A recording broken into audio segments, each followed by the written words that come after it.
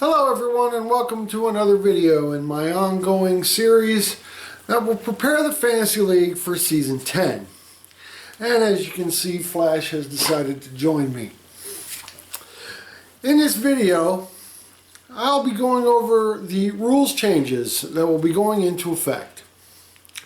I will be covering the following topics. Rosters and categories, the category minimums and maximums, the supplemental draft, the playoff rosters, the changes to the regular swaps that will take place between weeks 5 and 12, the weekly matches, point categories that will be added for Season 10, and finally the postseason.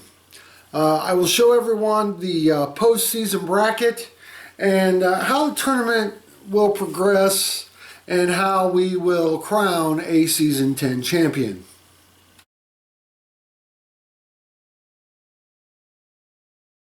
The first change I'll be going over is the rosters and categories. There will be 3 categories for talent in Season 10. Main roster, NXT, and announcers. The main roster talents will consist of men and women who are a part of the Raw and SmackDown rosters. The NXT category will contain the men and women who compete on NXT, NXT UK, and 205 Live. All announcers, whether they be commentators, ring announcers, backstage interviewers, or members who serve on the pre-show panels, and whether they are on the main roster shows, the NXT shows, will all be in the same announcer category. Each team will only have 6 talents to begin the season.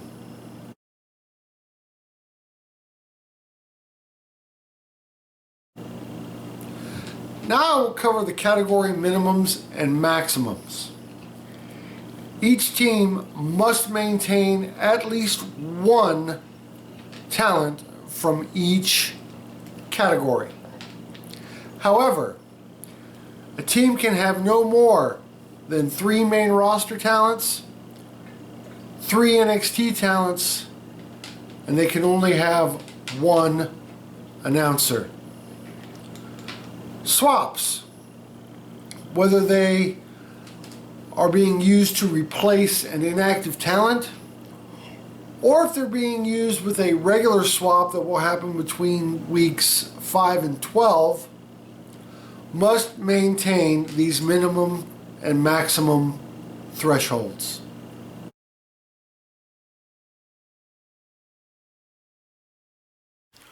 During the final 4 weeks of the regular season, each team will be allowed to draft 1 new talent during each week. The draft order for each week will be derived from a different set of criteria. The supplemental drafts will take place the week prior to the new talent joining the team. An example would be the talent joining your team in week 13 will be drafted during week 12. Now we know the final regular swap week will also be in week 12. No talent that is drafted in the supplemental draft can then be selected as a regular swap prior to the end of week 12. The draft order criteria for each week will be as follows. In week 12, joining the team in week 13, the win-loss percentage, lowest to highest, will be used. For week 13, joining the team in week 14, the show points percentage, lowest to highest, will be used. For week 14, joining the team in week 15, the weekly matchup percentage, lowest to highest will be used. And for week 15, joining the team in week 16, the combined win percentage, lowest to highest, will be used. If there is a tie for any draft spot, the team with the lower total points will be granted the higher draft position. The category minimum and maximum rules will be waived for all 4 weeks of the supplemental draft. Once we enter the postseason, players must reduce their talents back to 6. And the minimum and maximum rule will be back into effect. However, the talents kept in reserve will remain on the team.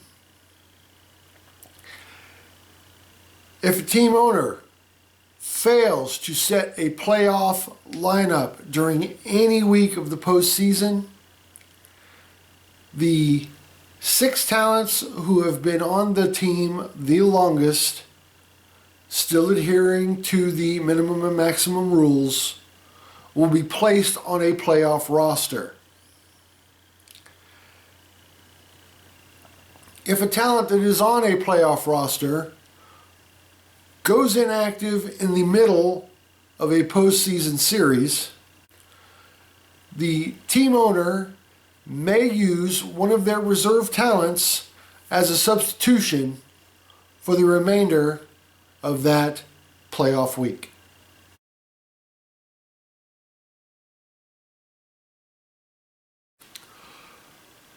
Regular swaps. Regular swaps with the free agent list will begin once the reports for week 4 have been posted. Unlike in previous seasons where the commissioner opened a swap window for the players to request a regular swap, the players will be opening their own swap windows in Season 10. A player will make a post on the Fantasy League group page requesting a swap. The player must identify the talent being swapped out as well as the talent being requested.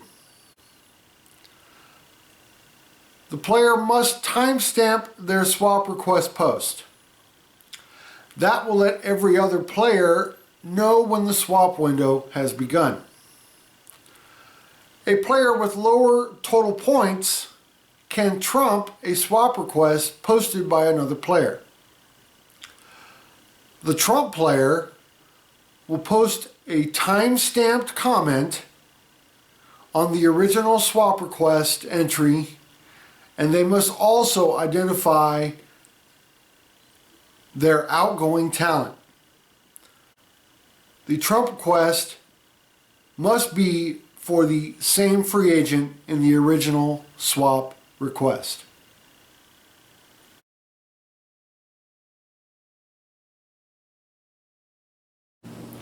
During a Fantasy League week, each team will be facing off against an opposing team during each show. They will also be facing an opponent for the entire week. The total points from each team will be added up, and the team with more points for the week will be declared the winner. Each team will face every other team during the weekly matchups. Week 16 will be the position round. The pairing for Week 16 will be determined by placing the current Red Conference top overall seed against the Blue Conference top overall seed. The teams in second place will face each other, and so on.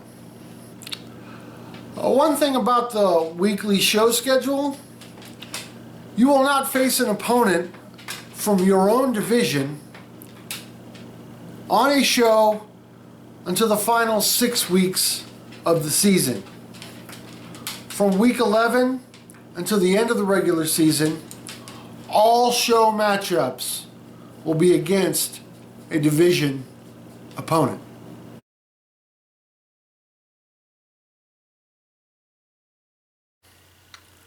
There is only one point category being added for Season 10. That is commercial during match. All talents involved during a match that is interrupted by a commercial break will receive 1 point. They will receive 1 point for every commercial break during their match. I also want to cover an addition that was made during Season 9, but I did not get a chance to explain it in detail due to the pandemic. That is the championship multiplier. Champions who win a title or retain their title will receive a multiplier for the points they earn according to the title they capture or defend. However, there will be no multiplier for a champion that loses a title. The multipliers are as follows. Multiplied by 4 will be the WWE, Universal, NXT, and NXT UK championships. Also multiplied by 4 will be the Raw, SmackDown, NXT, and NXT UK women's championships. Multiplied by 3 will be the Intercontinental Championship, the United States Championship, the NXT North American Championship, the NXT Cruiserweight Championship, and the NXT UK Heritage Cup. Multiplied by 2 will be all tag team championship matches. And there will be no multiplier given for the 24/7 championship.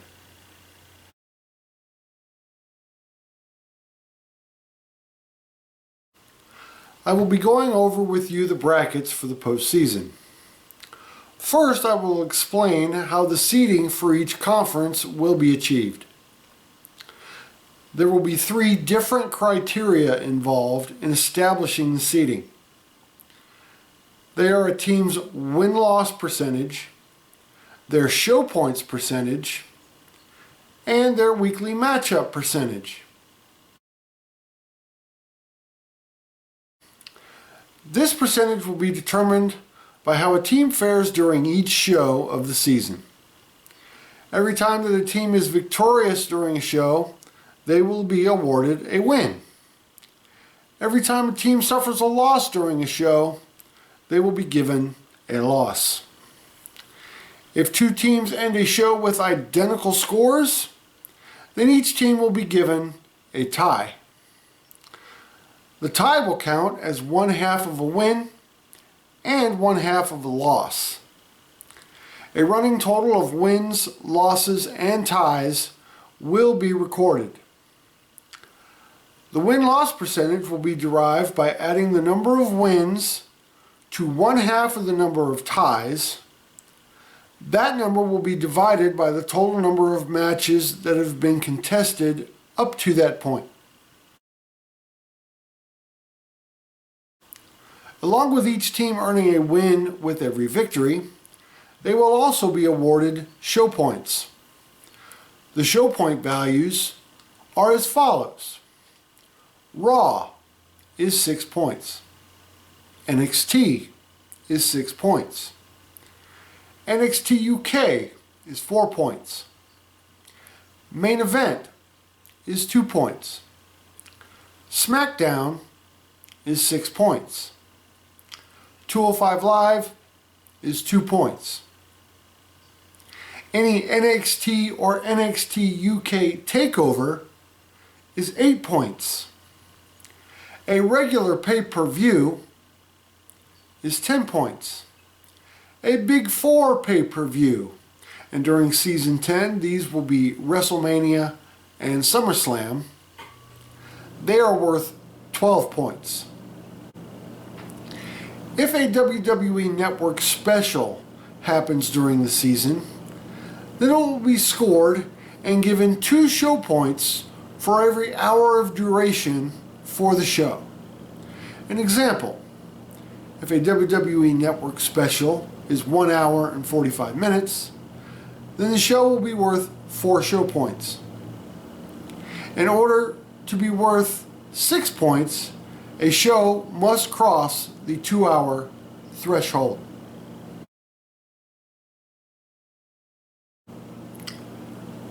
Just like the win-loss formula, the weekly matchup percentage will be determined by wins and losses during the weekly matchups.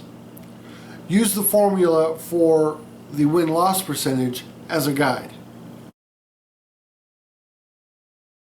The seeding for the postseason will be derived from the combined percentages of wins and losses, show points, and the weekly matchups. The team in each conference with the highest combined total will be awarded the number 1 seed. Now on to the postseason brackets. Here we see the entire postseason bracket from top to bottom, from start to finish. But it is a little small, so it can't be seen very well, so we're going to break it down into pieces.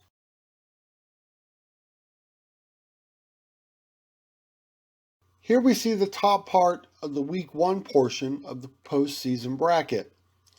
You will see here, as well as in the bottom half, that the winners of Week 1 will progress to the championship tournament, while the losers of Week 1 will be sent to the consolation tournament. And this is the bottom portion of the Week 1 bracket. This week of the postseason will be contested by the weekly total points stipulation. Every team will play the entire week to see who will go on to claim glory. Here we see the top part of the consolation tournament. Those teams who are not fortunate enough to win their initial matchup in Week 1 will be placed on this side of the board for the remainder of the postseason. The consolation tournament will be contested with the wins and losses stipulation. Once a team has earned more than half of the victories during the week in which they are competing, the series will end. In the event of a series tie, the team with more total points will be declared the winner. And this is the bottom portion of the consolation tournament. The consolation tournament is a single elimination style tournament.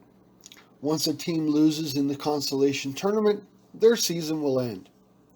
The only exception for that will be the losers of the semifinal round. The teams failing to be victorious during the Final Four portion of the consolation tournament will face each other to determine which team will finish in 11th place. Here we see the top part of the championship tournament. Those teams who were fortunate enough to win their initial matchup in Week 1 will be placed on this side of the board in order to compete for the Season 10 championship. The championship tournament is a double elimination style tournament. Once a team loses its first matchup in the championship tournament, that team will be sent to the second chance bracket that we will see later. And this is the bottom portion of the championship tournament. The championship tournament will be contested with the show points stipulation. Once a team has earned more than half of the allotted points for the week in which they are competing, the series will end. In the event of a series tie, the team with more total points will be declared the winner.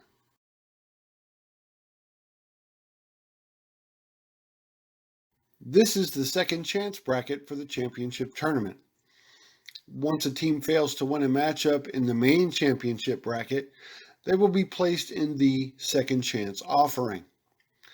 If a team loses during the second chance tournament, their season will end. The second chance tournament will be contested with the same rules of the championship tournament. The winner of the main championship tournament will face the winner of the second chance bracket in order to determine the Season 10 champion. If the winner of the main championship tournament defeats the second chance winner in Week 7 of the postseason, the tournament will end and a champion will be declared. This is the bottom portion of the Week 8 final match. If the winner of the second chance bracket defeats the winner of the main tournament in Week 7, then the same two teams will face each other again in Week 8. The Week 8 winner will be declared the Season 10 champion.